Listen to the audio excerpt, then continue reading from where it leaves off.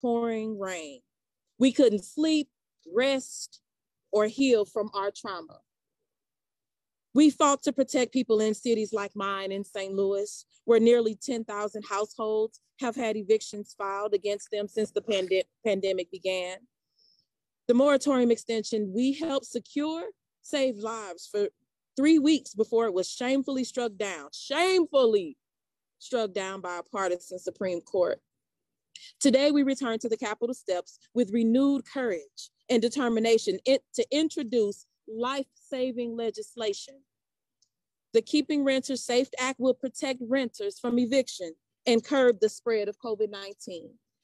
The bill clarifies that what we have long believed, the Secretary of the Department of Health and Human Services has permanent authority to implement a residential eviction moratorium to address public health crises. The bill directs HHS to implement an eviction moratorium for the duration of this COVID-19 pandemic, plus 60 days. The bill would implement a moratorium that would be automatic. People wouldn't have to apply for this protection. It would cover all residential eviction filings and proceedings, with exceptions only to protect the health and safety of others. The goal of the Keeping Renters Safe Act is to keep vulnerable tenants safe from further harm, especially while states and localities are working hard to distribute the nearly $40 billion left in the emergency rental assistance funds. I will never forget the fear that rushed through my body when I saw the eviction notice posted on my own door. The fear that comes with not knowing how I would be able to keep my children safe, keep a roof over our heads, or keep a job. I experienced violence and trauma all 3 times that I was evicted.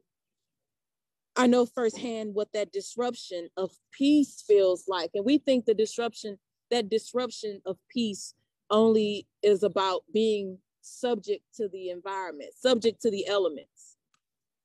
But what happens when once you find a home, once you're able to move into a place, people think, oh, you're fine now. But when I left my last home, when I was evicted, I couldn't take my furniture. I couldn't take things like the spatula.